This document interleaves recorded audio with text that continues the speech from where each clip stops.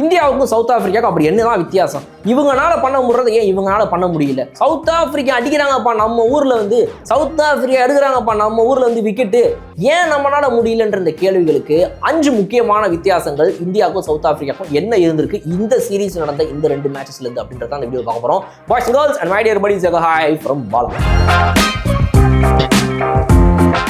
So India and south ஆப்பிரிக்காவுக்கு நடுவில் இருக்கிற மேஜர், அதாவது கீ 5 டிஃபரன்சஸ் என்னென்ன? முதல் விஷயம் பார்த்தோம் அப்படின்னா, இந்தியா அண்ட் சவுத் ஆப்பிரிக்கா 2 பேரோட அப்ரோச்சில் பார்த்தீங்கன்னா, சவுத் ஆப்பிரிக்காவோட பேட்டர்ஸ் கன்சிஸ்டண்டாக வந்து ஒரு 40 to 45, ஒரு 44 to 47 ஸ்ட்ரைக் ரேட் இதுதான் விளாடுறாங்க. இது வந்து அவங்களுக்கு ரன்ஸ் கன்சிஸ்டண்டாக கொடுக்குது. அவங்க வந்து இந்த 70 ஸ்ட்ரைக் ரேட்டில் ஆடணும், 67, 50 ஸ்ட்ரைக் ரேட்டில் ஆடணும், இப்படி ட்ரை பண்ணுறது இல்லை அவங்க. டெஸ்ட் மேட்சை பொறுத்த வரைக்கும் ஒரு 45-50 ஸ்ட்ரைக் ரேட்டில் ஆடினாலே போதும் அப்படின்ற அந்த மென்டாலிட்டியில் டெஸ்ட்டாக ஆடணும். அது நம்ம டெஸ்ட் பண்ணுற அளவுக்கு நம்ம ஆடிடக்கூடாது. நம்ம ஆடுறத பார்த்து இந்திய அணியும் மற்றவங்கள தான் டெஸ்ட் ஆனமே தவிர நம்ம அணியே டெஸ்ட் ஆகிடக்கூடாது. அப்படிங்கிற மாதிரி அந்த டீமுக்கு என்ன தேவையோ, அந்த பிச்சுக்கு என்ன தேவையோ அதை அவங்க ஆடுறாங்க. அந்த டெலிவரி தான் அவங்களுக்கு வந்து சூப்பராக வந்து அவுட்புட்ஸை வாங்கி கொடுக்குது. பிகாஸ் எங்கேயுமே நீங்கள் பார்த்தீங்கன்னா அவங்களுடைய பேட்ஸ்மேன் நான் அதிகமாக ஓவர் டூ பண்ணணும், இப்போ இந்த இடத்துல நான் இந்த பவுலரை வந்து ஏறி மிதிச்சு போகிறேன் பாரு அப்படின்ற மாதிரி ஒரு பெரிய வேலையெல்லாம் பண்ணணும்னு அவங்க எதிர்பார்க்கறது இல்லை. சிச்சுவேஷனுக்கு ஏற்ற மாதிரி ரொம்ப தெளிவாக அவங்க ஆடுற அவங்களுடைய அந்த ஸ்ட்ரைக் ரேட் அதுதான் வந்து ரொம்ப முக்கியமாக பார்க்கப்படுது. நான் பேஸ் பால் ஆட போகிறேன், ஸ்கை பால் ஆட போகிறேன் அப்படின்னு பேர்லாம் வச்சு ஃபேன்சியாக காட்டிக்கிறதுங்கிறதெல்லாம் தாண்டி டெஸ்ட் மேட்சை எவ்வளோ உருப்படியாக விளாடலாம், இந்த ஸ்ட்ரைக் ரேட்லாம் தூக்கி போட்டுட்டு அப்படிங்கிறதுக்கு இவங்களுடைய உதாரணம் ரொம்ப சூப்பராக இந்திய அணிக்கு மண்டையில் உரைக்கிற மாதிரி இருக்குதுங்கிறது தான் மிக முக்கியமான முதல் டிஃப்ரென்ஸ். ரெண்டாவது டிஃப்ரென்ஸ் பார்த்தீங்க அப்படின்னா, ஸ்பெல்ஸை பொறுத்த வரைக்கும் குல்தீப் யாதவுக்கோ வாஷிங்டன் சுந்தருக்கோ ரிஷப் பந்த் என்ன ஸ்பெல் கொடுக்குறாரு அப்படின்னா 5 over spell, 6 over spell. Washington சுந்தருக்குலாம் ஒரு 7 ஓவர் ஸ்பெல்லு கொடுத்தாரு. எப்போ? குரூஷியலான ஸ்டேஜில் விக்கெட் வேணுங்கிற டைமில். அப்போ இதை பற்றி அனில் கும்ப்ளே அவர்கள்ட்ட மேட்சோடைய அந்த ஒரு செஷன் கேப்பில் வந்து பேசுகிறாங்க. அப்போ அனில் கும்ப்ளேட்ட கேட்கும்போது அவர் என்ன சொல்கிறாருன்னா, எக்ஸ்டெண்டட் ஸ்பெல் அப்படிங்கிறது வந்து ரொம்ப இம்பார்ட்டன்ட் ஒரு ஸ்பின்னருக்கு. கண்டிப்பாக வந்து இது வந்து அபினவ் முகுந்த் தான் அந்த கொஸ்டினை கேட்குறாரு, ரொம்ப வேலிடான ஒரு கொஸ்டின். அதுக்கு வந்து இவர் என்ன சொல்கிறாருன்னா, கண்டிப்பாக அது உண்மைதாங்க, எக்ஸ்டெண்டட் ஸ்பெல் ஒரு ஸ்பின்னருக்கு எப்பவும் அவசியம். நான் வந்து அந்த பேட்டரை பிடிக்கணும், அவனோட ரிதமை பிடிக்கணும், கேட்ச் பண்ணி வச்சு அதில் அதுக்கேற்ற மாதிரி நான் போட்டு திரும்ப திரும்ப திரும்ப திரும்ப நான் அங்கே போய் ஒரு அந்த இடத்துல நிற்கும் போது பவுண்டரி லைனில் அந்த அடுத்த ஓவரோட 6 பால்லையுமே வந்து நான் யோசிச்சுட்டே இருப்பேன். ஓகே, அவன் போன பால் எப்படி ஆடணும், அந்த பால் இங்கே போட்டப்போ அங்கே ஆடணும், அங்கே போட்ட இதை நான் யோசிச்சு ஒரு ஸ்பின்னராக அவனை ஒரு ட்ராப்பை செட் பண்ணி அவனை போடணும் அப்படின்னா அதுக்கு நீ எனக்கு ஓவரை கொடுக்கணும். நீ 5 ஓவரில் 6 ஓவரில் கட் பண்ணி வீட்டுக்கு அனுப்புனா அப்போ அது என்ன நடக்கும் அதில்? அதனால் வந்து இதை நான் கண்டிப்பாக வந்து வரவேற்கிறேன். நீங்கள் சொல்கிறது ரொம்ப கரெக்டாக அபினவ் முகுந்த். கண்டிப்பாக extended spells for spinners are always important on such tracks அப்படின்னு சொல்லி அனில் கும்ப்ளே அவர்கள் சொல்கிறார். ஆனால் அதுக்கேற்ற மாதிரி தான் சவுத் ஆப்பிரிக்காவோட பவுலிங் இருந்திருக்கு. அவங்கள பொறுத்த வரைக்கும் 12 ஓவர் ஸ்பெல்லு கொடுக்கறதுக்கும் 13 ஓவர் ஸ்பெல்லு கொடுக்கறதுக்கும் ரெடியாக இருக்கிறாங்க, கொடுத்துருக்குறாங்க அவங்களுடைய ஸ்பின்னர்ஸுக்கு. ஆனால் நம்ம ஸ்பின்னர்ஸ்க்கு நம்மளோட ஹோம் பிச்சில் நம்ம கேப்டன் ஒரு 6 ஓவர் 5 ஓவர் ஸ்பெல்லு கொடுக்குறாரு. எப்போ? அவங்க அடி உரிச்சு கடாசிட்டு இருக்கும்போது. ஸோ இந்த விஷயங்களை வந்து எப்படி நம்ம அடுத்த மேட்சஸ் அட்லீஸ்ட் அட்ரஸ் பண்ண போகிறோம் அப்படிங்கிறது இரண்டாவது முக்கியமான விஷயம். மூணாவது, டர்ன் ரேஷியோ. இதை ஒரு ஸ்டாட்ஸாகவே நீங்கள் ஸ்க்ரீனில் பார்த்துட்டீங்கன்னா நல்லா இருக்கும்னு நினைக்கிறேன். ஸோ இப்போ இவங்களோட ஸ்டாட்ஸில் வந்துட்டு எப்படி டர்ன் ரேஷியோ இருக்குன்னு பாருங்கள், இவங்களோட டர்ன் ரேஷியோ எப்படி இருக்குதுன்னு பாருங்கள். அதாவது நம்ம ஹோம் கண்டிஷன்ஸில் நம்மளுடைய சரியான பவுலர்ஸ் நம்ம பிக் பண்ணியிருக்கோம்னு நம்ம சொல்கிறோம், இவங்க தான்ப்பா டெஸ்ட்டுக்கு இதான்ப்பா எங்கள் பவுலர்ஸ்னு. நம்ம என்ன டர்ன் பண்ணுறோம், அவங்க என்ன டர்ன் பண்ணுறாங்க. அப்போது ஒரு ஃபாரின் ஓவர்சீஸ் பவுலர்ஸ்னால வந்து நம்மளோட பிச்சில் சரியான டேர்னை கொடுக்க முடியுது அப்படின்னா, ஒரு ஸ்பின்னராக நம்மளால் அந்த அளவுக்கு போகவே முடியலை. ரிசல்ட் வருது வரல, அது அடுத்த விஷயம். நீ வந்து ஷேன்வான் ரேஞ்சுக்கு போட்டனா நான் அட்லீஸ்ட் ஒரு முத்தையா முரளிதரன் ரேஞ்சுக்கு போட்டு உன்னை ஓட விடுவேண்டான்ற ஒரு விஷயத்தை அதை எடுக்கணும் நம்ம.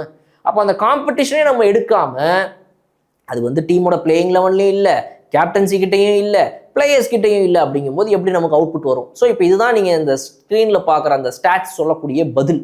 நம்மளுடைய பவுலிங் இவ்வளோ தான் இருந்திருக்குது. ஜடேஜானால பெருசாக டர்ன் பண்ணலாம் முடியாது, சரக்கு உள்ளே இறங்குவார். இவர் அக்ஷர் பட்டேல் அதே மாதிரி தான், இன்னும் கொஞ்சம் எக்ஸ்ட்ரா பவுன்ஸ் தேன் ஜடேஜா அவருக்கு கிடைக்கும். நறுக்குன்னு லைனில் பார்த்து போடுவார் நல்லா ஸ்டம்புக்கு நேராக. இவர் அந்த மாதிரி. வாஷிங்டன் சுந்தரும் அதே மாதிரி தான், அவரால் பெரிய டர்னர் ஆஃப் த பால்லாம் அவர் கிடையாது. குல்தீப் யாதவ்னால மட்டும்தான் ஓரளவுக்கு முடியும். அவரும் என்ன டர்ன் பண்ணியிருக்காருன்றது நீங்களே பாருங்க.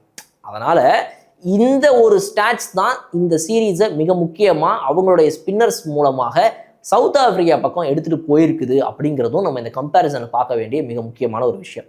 அண்ட் அடுத்தது பார்த்தீங்க அப்படின்னா, நான்காவதாக பிளேயிங் லெவனில் இருக்கக்கூடிய ஒரு பேலன்ஸ். நம்ம ஆல்ரவுண்டர்ஸை ரொம்ப டிபெண்ட் பண்ணி போயிருக்கிறோம். 6 ஆல்ரவுண்டர்ஸ் வேணும் அப்படின்னு சொல்லி நம்ம நினைக்கிறோம். எங்களுக்கு 6 பத்தாதுங்க, ஏன் 13 வச்சுக்கேன், அம்பேரையும் சேர்த்து 4 ஆல்ரவுண்டர் எக்ஸ்ட்ராவா வச்சுக்கேன் நீ அப்படின்ற ரேஞ்சு தான் நம்ம அவ்வளோ ஆல்ரவுண்டர் எதிர்பார்த்து போகிறோம். நமக்கு வந்து நம்ம 6லேயே ஆல்ரவுண்டர் வர ஆரம்பிச்சிடறாரு. 5 பேர் தான் வந்து பியூர் பேட்ஸ்மேன். நமக்கு 6வதுல ரவீந்திர ஜடேஜா வராரு, 7வதுல வந்துட்டு வாஷிங்டன் சுந்தர் வராரு, 8வதுல பார்த்தீங்கன்னா வந்து அக்சர் பட்டேல் வராரு. இந்த பேட்டிங் ஆர்டர் மாறி இருக்கலாம், பட் சொல்கிறேன் இந்த மாதிரி வந்து நமக்கு 6, 7, 8ங்கிறது ஆல்ரவுண்டர்ஸ். நிதிஷ்குமார் ரெட்டி வேறு இது 10க்கு உட்காந்துட்டு இருக்காரு உள்ள. அப்போ பியூர் பேட்ஸ்மேன் நீங்கள் பார்த்தீங்கன்னா KL ராகுல் இருக்காரு, யசஸ்வி ஜெய்ஸ்வால் இருக்கிறாரு. குல்தீப் யாதவ் நீங்கள் பியூர் பேட்ஸ்மேன் சொல்ல முடியாது, ஏன்னா அவர் தான் சீரீஸ்லேயே வந்துட்டு இவ்வளோ அதிக நம்பர் ஆஃப் டெலிவரிஸை பிடிச்ச ஒரே இன்னிங்ஸ் ஆடினாரு. பட் நம்ம பேட்ஸ்மேன் அவ்வளோ இது பண்ண விரும்பல. Okay right. ஸோ இந்த 2 பேரை விட்டு நீங்கள் சுப்மன் கில் இல்லை அப்படின்னா த்ருவ் ஜுரேல்னு ஒருத்தர் வந்து விளாடுறாரு. KL ராகுல், யசஸ்வி ஜெய்ஸ்வால் 3 ஆச்சு. நிதிஷ்குமார் ரெட்டியும் ஆல்ரவுண்டர், ரிஷப் பண்ட் ஒருத்தர் தான் அதுக்கப்புறம் திரும்ப வர ஒரு பியூர் பேட்ஸ்மேன். ஸோ இந்த கணக்கில் நீங்கள் விளாட்டிங்கன்னா சாய் சுதர்ஷன் சேர்த்துக்கோங்க. ஸோ இதுதான் இந்த 5 பேர் தான் வந்து இந்த பியூர் பேட்ஸ்மேன். அப்போ நீங்கள் நிதிஷ்குமார் ரெட்டி உங்களுக்கு allrounder, Washington Sundar allrounder, Jadeja allrounder, Axar Patel ஆல்ரவுண்டர்னு எத்தனை பேர் வச்சுட்டு போறீங்க இந்த ஸ்குவாடில்? பிளேயிங் 11ல் எங்களுக்கு வந்து மினிமமாக இவர் இல்லைன்னா அவர் இருக்கணும். அக்சர் பட்டேல் இருக்கிறாரா?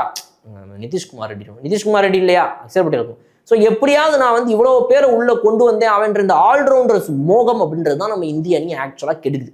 ஒன்று பியூர் பேட்டராக ஒரு 6 பேராவது இருக்கணும். இப்போ அவங்களோட பேட்டர்ஸ் நீங்கள் பாருங்கள், 6 பியூர் பேட்டர்ஸ் வச்சுக்கிறாங்க அவங்க. அது அவங்களுடைய விக்கெட் கீப்பர் கைல் வேரையன் வரைக்கும் நீங்கள் பார்த்தீங்கன்னா 6 பேட்டர்ஸ் இருக்கிறாங்க. அதுக்கப்புறம் அவங்க கிட்ட ஒரு ஆல்ரவுண்டர்ஸ் ஒரு 3 பேர் வராங்க. நமக்கு வந்து ஆல்ரவுண்டர் 4லேருந்து 5 தேவைப்படுது. அப்போ அவங்க யாரு அப்படின்றது தான் இந்த கொஸ்டின். பவுலிங் ஆல்ரவுண்டரா, பேட்டிங் ஆல்ரவுண்டரா? ஒரு ஜாக் காலிஸ் அப்படின்றவர் வந்து ஒரு பேட்டிங் ஆல்ரவுண்டர். அன்னைக்கு அவர் செஞ்சுரி போடுவார்.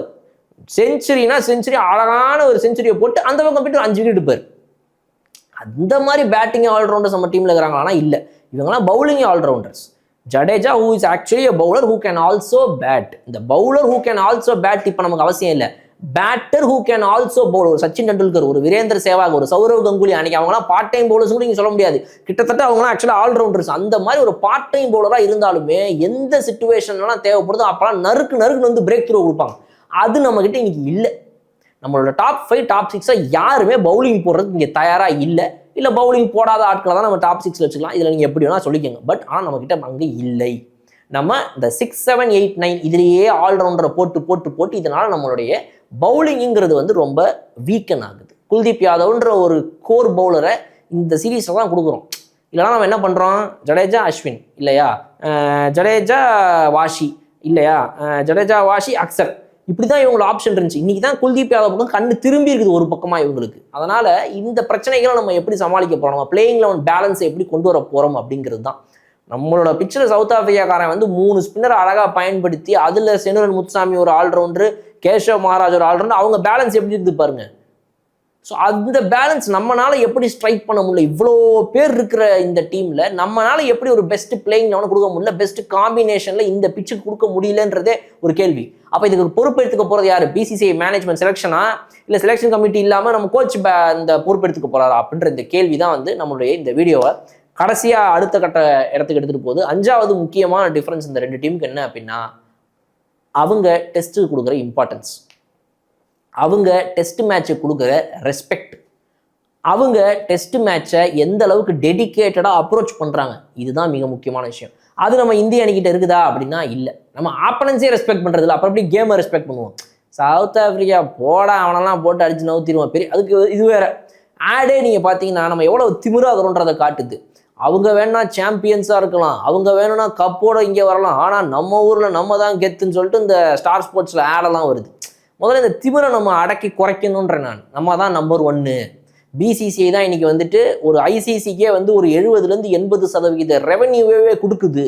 நம்ம நினச்சா என்ன வேணால் நடக்கும். எல்லா நாட்டுக்காரங்களும் IPL வந்து விளையாட ஆசைப்பட்டுட்டு இருக்கிறானுங்க. நம்ம வந்து எல்லா ரேங்கிங்ஸ்லையும் நம்பர் 1ல் இருக்கிறோம். இந்த திமிரை நம்ம முதல்ல இறக்கி வைக்கணும். ரொம்ப சிம்பிளாக ஹம்பிளாக கேமை ரெஸ்பெக்ட் பண்ணி அதுக்கு நம்ம சின்சியாரிட்டி கொடுக்க ஆரம்பித்தா மட்டும்தான் நம்மளால் வந்து இது அடுத்த கட்டத்துக்கு எடுத்துகிட்டு போக முடியும். இல்லைனா இந்தியா இதே மாதிரி டெஸ்ட்டுங்கிற ஒரு ஃபார்மெட்டுக்கும் மரியாதை கொடுக்காது, எதுவுமே பண்ணாது. இந்த ஃபார்மெட் இன்னும் அழிஞ்சு போகிறதற்கான எல்லா வேலைகளையும் பார்த்து திரும்ப வந்து ஒரு 4 ரிஷப் பண்ட்ட ஸ்குவாடுக்குள்ள வைப்பாங்க, பிளேயிங் 11ல் வைப்பாங்க, ஒரு நிதிஷ்குமார் ரெட்டியை வைப்பாங்க. அவ்வளோதான். இவங்களுக்கு வந்துட்டு சுப்மன் கில் போன்ற ஒரு கேப்டன் வச்சுக்கிட்டு இவங்க இதே மாதிரி வண்டி ஓட்ட ஆரம்பிச்சு இந்தியாவோட ரேங்கிங்ஸ் டெஸ்ட்டில் வந்துட்டு நாளைக்கு வந்து WTC ஃபைனலுக்கு போகலங்கிறதெல்லாம் தாண்டி ரேங்கிங்லேயே 4, 5, 6ன்னு அப்படியே இறக்கி கொண்டு வரதுக்கான எல்லா வேலைகளையும் பார்த்துட்டு இருக்காரு கௌதம் கம்பீர் அந்த செலெக்ஷன் கமிட்டி. இது எவ்வளோ சீக்கிரம் சரி பண்ண போகிறாங்க அப்படின்றதுக்காக தான் இந்த 5 கீ டிஃப்ரென்ஸை நம்ம வந்துட்டு ரொம்ப நேரடியாக அடித்து பேசியிருந்திருக்கும். ஸோ இந்த பாயிண்ட்ஸை எவ்வளோக்கு எவ்வளோ நீங்கள் வரவேற்கிறீங்க அப்படின்றத கமெண்ட் செக்ஷனில் சொல்லுங்கள். இன்னும் சூப்பரான வீடியோவில் நான் வந்து பார்க்குறேன். அதுவரை விடைபெறுது உங்கள் பாய். Okay bye. வட்டி boss Bigg Boss Tamil season 9 review show நான் வர தினமும் ராத்திரி 11:30 மணிக்கு. Subscribe to colour Kannadi media.